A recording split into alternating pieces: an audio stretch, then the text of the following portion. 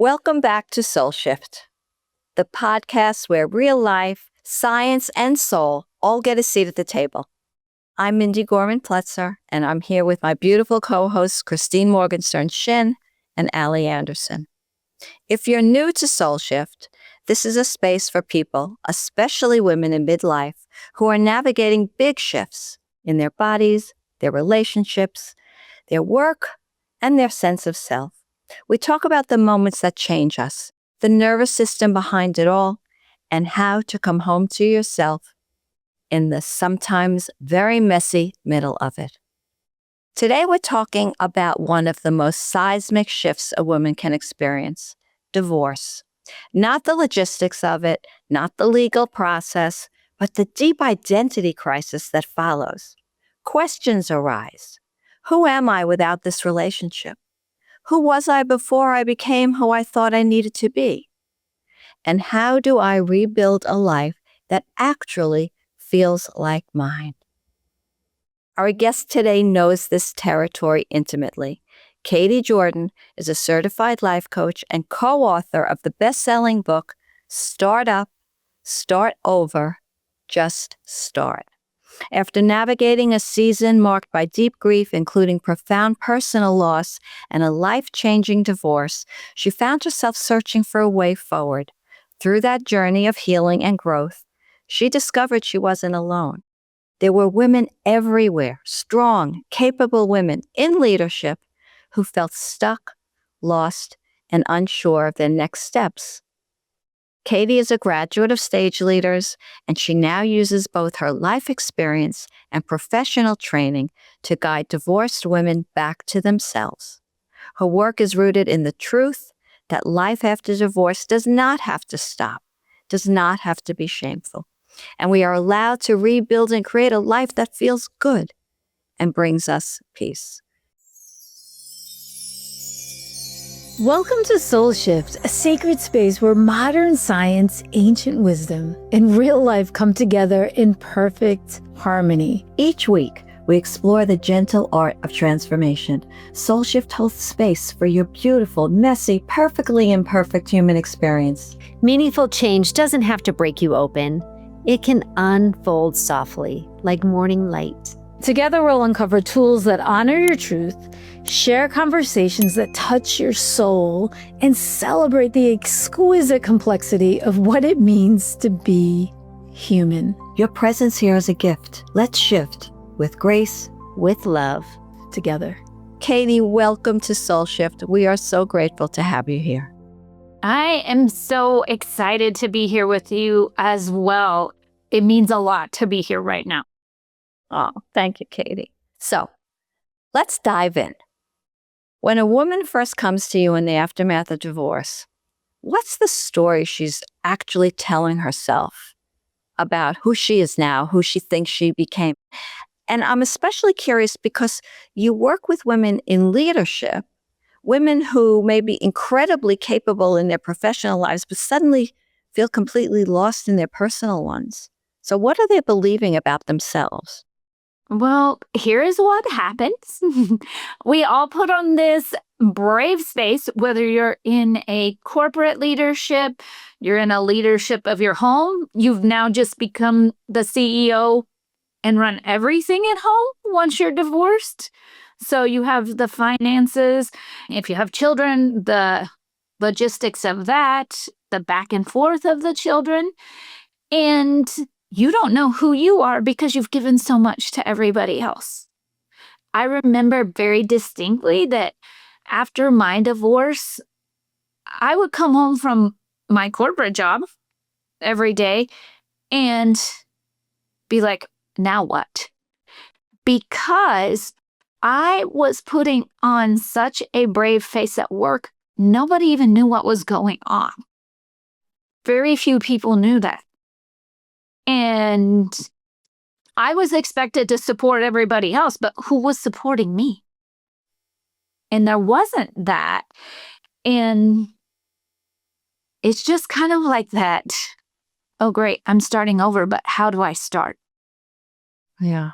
And then I think we need to also address that shame piece, right? where does the shame come from? And how does a woman begin to release it? She's feeling so successful in one area of her life, and perhaps, unfortunately, she's not feeling that otherwise. It's kind of like that I can hold it all together at work, but then it's falling apart.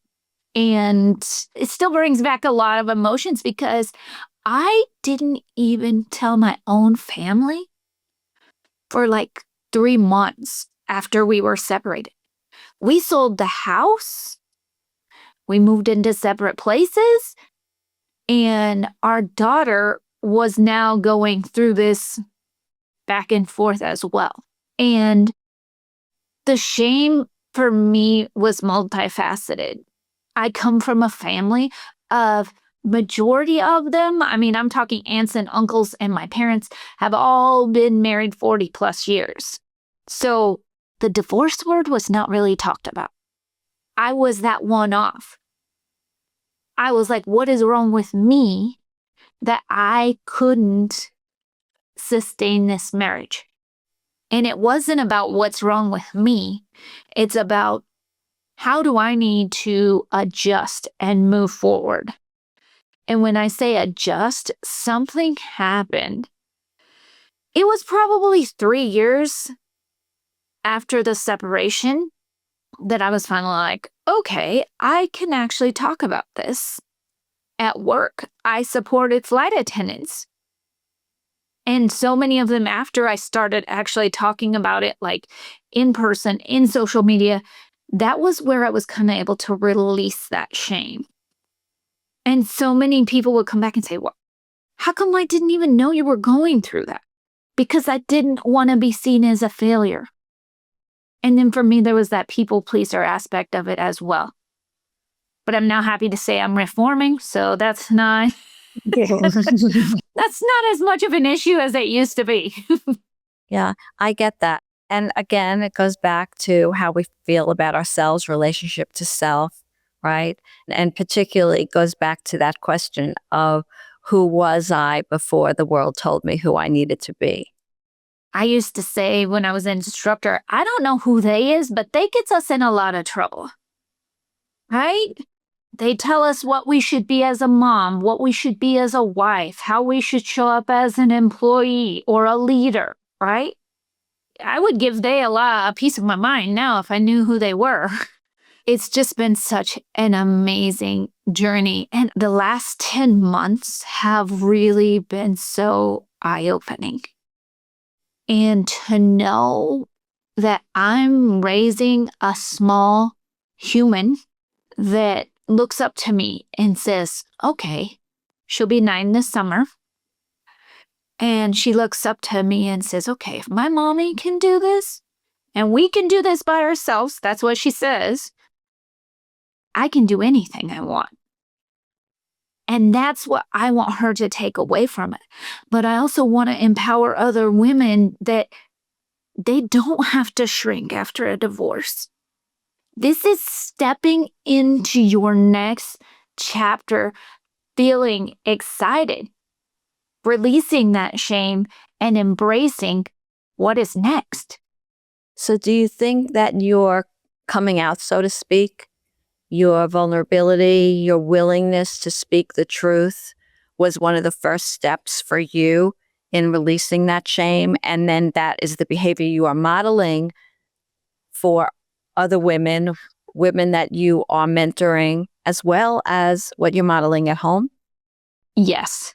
I think that's really a very important point to hold on to, because I think we can apply that principle to so many areas of life as women, as leaders, as professionals, as we go forward. What are we modeling? I believe that's 1,000% true. Being able to speak about it, or even just say that I was divorced, was like a weight off of my shoulders. Another example of that is back in 2016, I think, we had a miscarriage. And losing a child was devastating. And I didn't know. I mean, I knew my sisters had gone through that and some things like that. But the parallel here is until you go through something sometimes, you don't know how common it is. You know, there are so many women that have miscarriages, but we're not talking about that because, society wants us to have this perfect little family with, the white picket fence. I don't even think it's that anymore. It's probably something different. But it's that honesty with yourself. And when we start to talk about those things that have been traumatic in our lives, it not only is free for us, but it also gives others the hope that what they're going through, it's going to be okay. This is a little blip in time. When you look at your whole life timeline, this is like a millimeter. But when you're in it, it feels like the ocean is swallowing you whole. Katie, so much of what you're talking about, when you mentioned earlier hiding shame, and then you talk about coming out of it and being very open with your story, I'd love to explore something that I suspect can be quite invisible in divorce recovery, especially those women who are not quite open about it. Like you mentioned, for you, it was kind of difficult to be open about it in the beginning. And I imagine that years of fitting into a relationship and a relationship that isn't quite working, that doesn't just live in the woman's mind, but I imagine it lives in her body too. It reminds me of the book, The Body Keeps the Score, which is just a brilliant book. And I'm thinking about women who've been in these relationships that maybe weren't fully working, but they kept showing up, they kept doing the work, they kept trying, they kept adjusting, they kept cleaning the kitchen, whatever it was they needed to do. And over time, I imagine this has to land somewhere, right? This pressure. So I'm curious what you've seen. How does this show up in the woman's body when she's been carrying something like this for so long? And then ultimately it ends in something that maybe it was her choice or maybe it wasn't, but right. I think I've seen it not only in my own life, but in some of my clients as well, causing health issues. Sure, I believe right? We do a lot of, I know I used to be really good at this, and I don't know if it's now my age or my growth. We're going to say it's growth. I used to be really good at stuffing things down. And it's okay, whatever, we'll get through it. But that doesn't do any of us any good, right? I have an autoimmune. It's funny because I don't think of it that way, but it really is, I guess. I have celiac. So I have to be very aware of the things that I eat. And in times of high stress, when we're not really processing things, that is not a fun experience because our body is telling us, hello, you're not doing something you should be. Yeah. And I have other women that I work with currently that are going through as they come out of that relationship and are going through some of their health issues. But I think, as we learn to trust ourselves again, too, that healing can begin from the inside out. And really recognize what's going on inside the body, right? Beyond just the mind. That's so important. I've heard you mention before, you have advice that you'd love to give your younger self. And I think most of us have some kind of advice we'd love to give our younger self, right? But I would love to hear from you. What would you tell your younger self today? I actually found myself saying this to my daughter the other day, is to never forget to trust yourself. It's those days that are getting us in trouble. They tell us this is what we're supposed to do, but somewhere along the way, it's either fitting in, people pleasing, different things like that, that we lose our self-trust and our intuition. It gets covered up. It's harder to hear. And we have to allow ourselves to trust ourselves so that we can move forward. I'm getting really good, and I've had a lot of practice lately about listening to myself. So it's taken work, but when I reflect back where I was at 5 years ago, it was about this time in April 5 years ago that we were getting ready to put our house on the market. And we always used to joke that we like to do everything big. We had our child 6 months later. We moved 2 states away. We do all these things. But April and May for me can be very emotional months. In 2017, I lost my grandmother. 2018, I lost my father. We all know where we were at in 2020, but I also lost my sister to brain cancer in 2020. Oh, Katie. And then in 2021, I found myself in immense grief again, losing my marriage. And I say all of this, and I'm not looking for people to be, no. I say this to give other people hope that what you're going through, you can make it. Okay? Like there is that light at the end of the tunnel, right? The tunnel doesn't end, the light just shifts and it gets brighter as we work through things. Grief doesn't ever completely go away. It just shows up differently. Today I was reconnecting with a friend who I haven't seen in 16 years. We're sitting outside of a coffee shop and I found myself very distracted by all the butterflies around us. Wonderful. And Mindy and I have had this conversation, but I always think when I see yellow butterflies, it reminds me of my sister. It's okay for those things to make us emotional. That's another thing we need to stop apologizing for, is having emotions. Because it was just a sweet moment. The butterflies being there and they're reconnecting. So it is okay for us to reconnect to ourselves. I think, Katie, what you shared is so insightful. I think it'll help a lot of people understand it's not just me, when it comes to grief.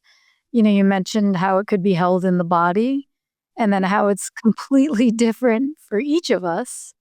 And then also, you shared some really hard griefs, right? Not just one, but several.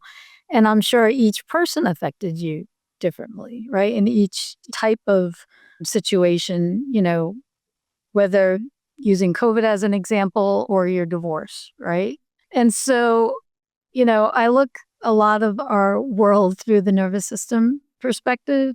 And I like how you mentioned about how, our feelings and whether it's shame or grief or how we're moving through, big life transitions like divorce can show up in the body.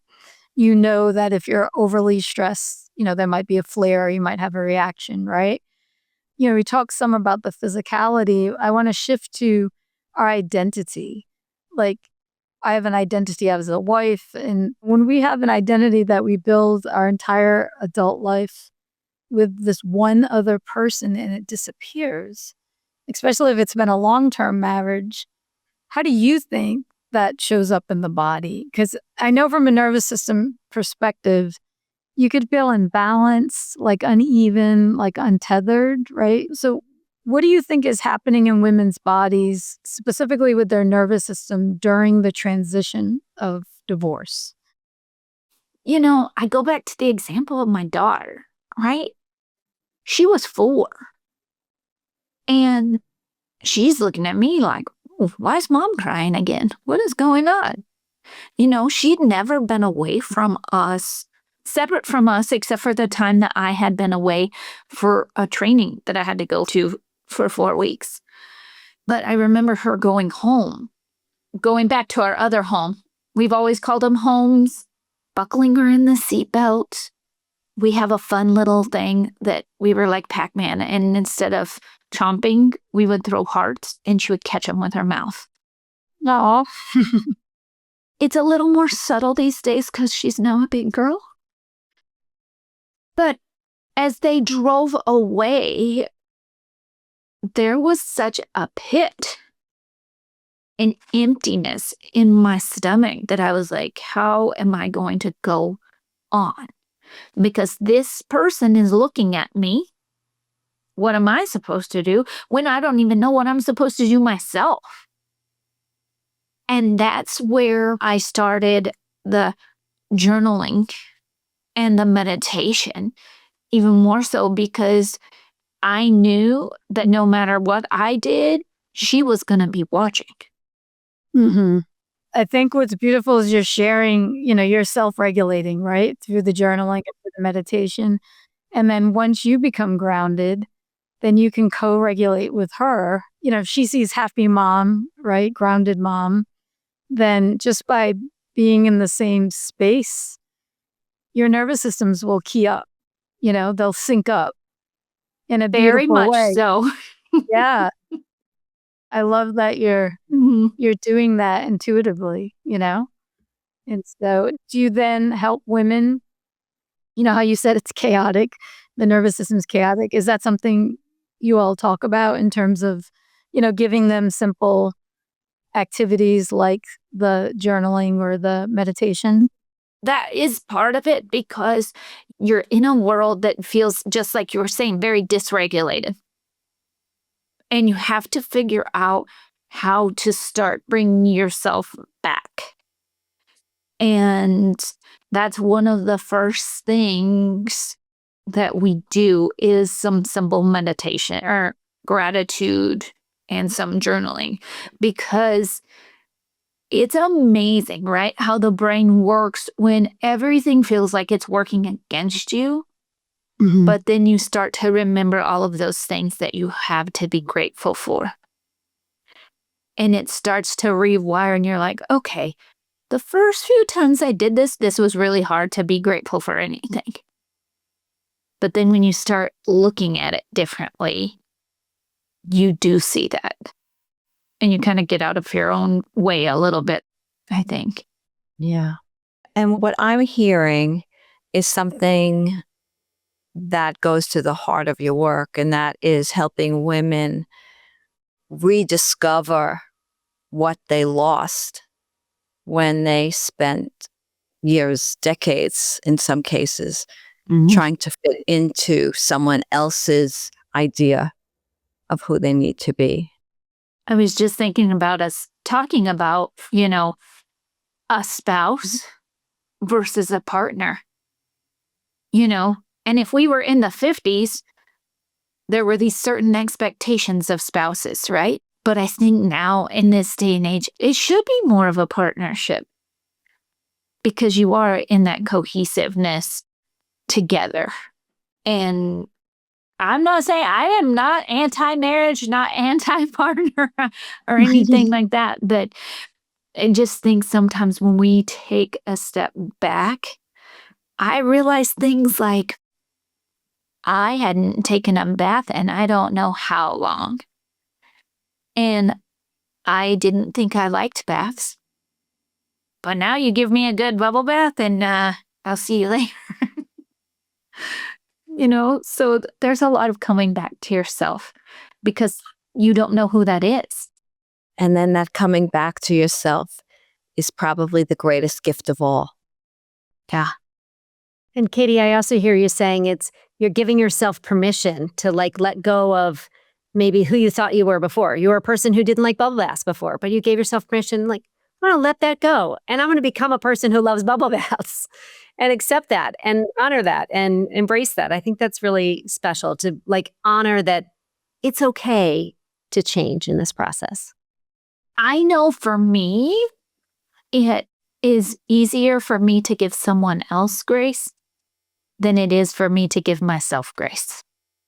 And the other day, this is how important it is to have people around us who truly support us and cheer us on.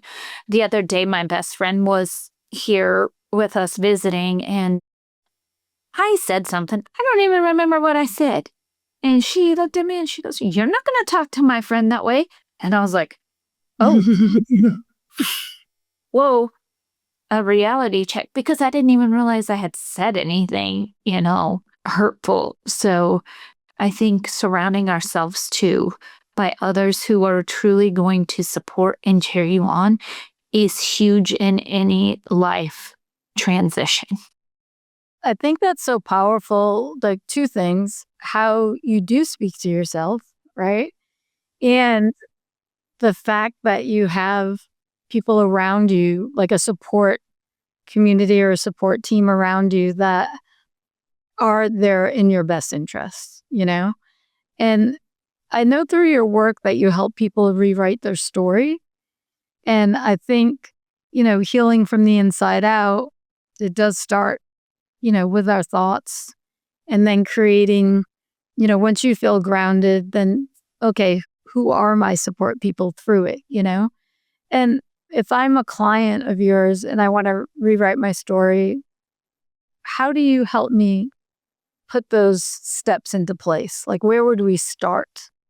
When you go through these things and you're not on the other side, but you move through it in a different way, right? You see, sometimes you're like, man, that is the simplest practice. But sometimes we have to remind ourselves that the simplest practice for us where we are now wasn't simple when we started, right?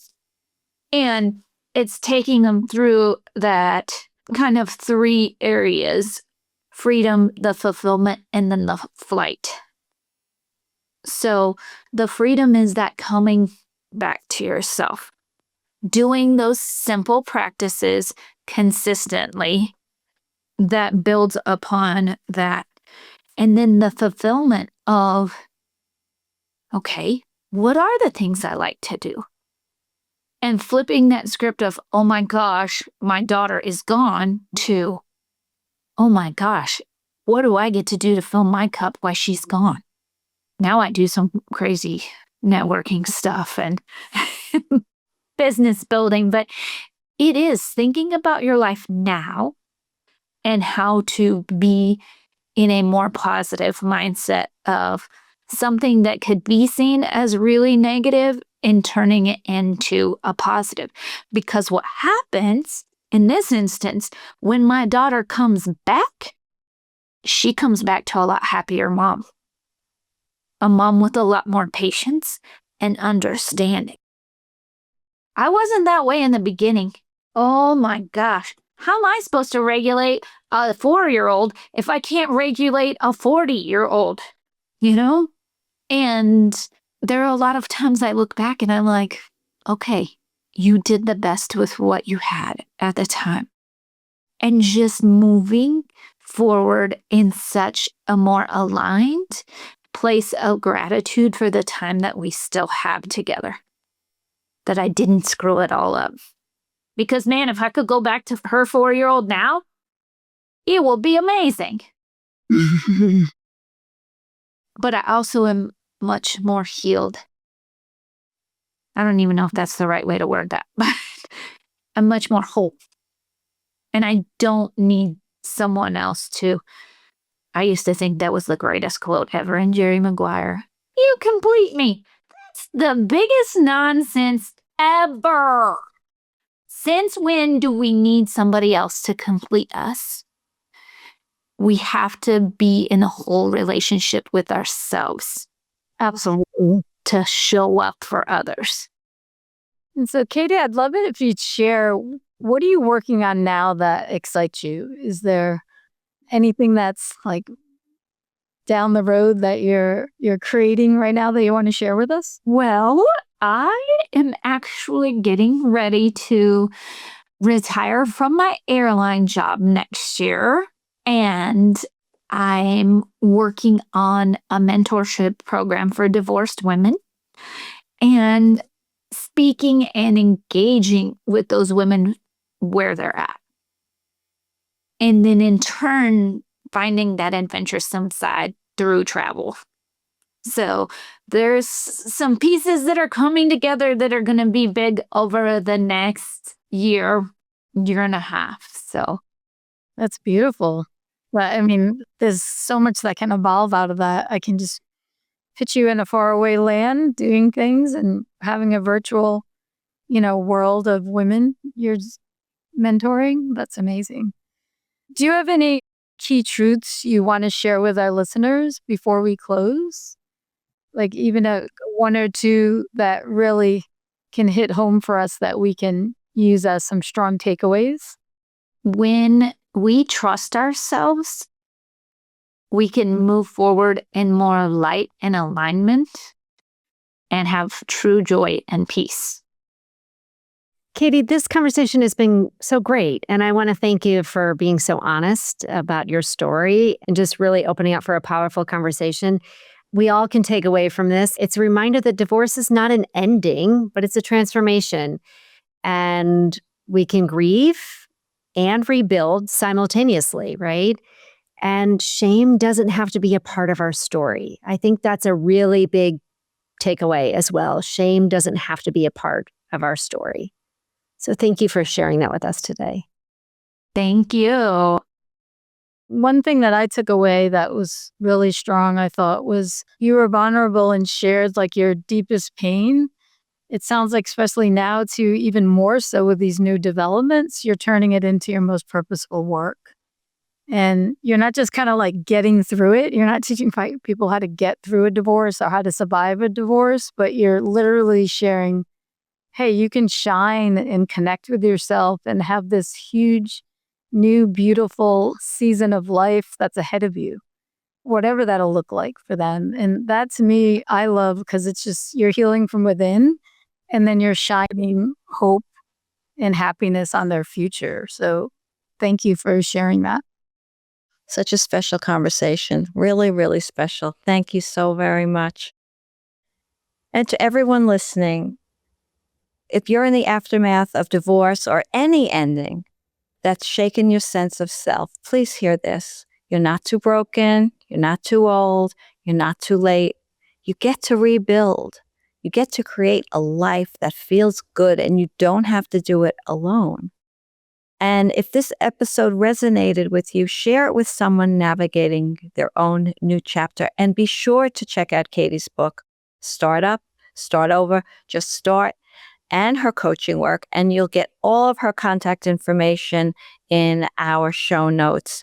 So be sure to take note of how you can reach out to Katie.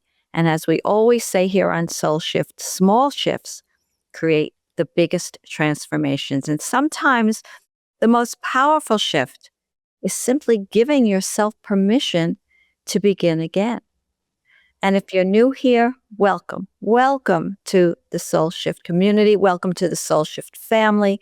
Subscribe wherever you listen to podcasts and join us every week as we explore the moments that change us, the nervous system behind it all, and how to come home to yourself in the middle of it, even if the middle feels messy. So until next time, keep shifting your mind, keep igniting your soul, and thank you so very much for being here. Thank you for sharing the sacred time today. We hope something in this conversation touched your heart And offered nourishment for your soul's journey. Remember, transformation is most effortless when it happens one tender shift at a time. Until next week, we invite you to carry one insight from today into your life. Not as a task. Think of it as a superpower to yourself.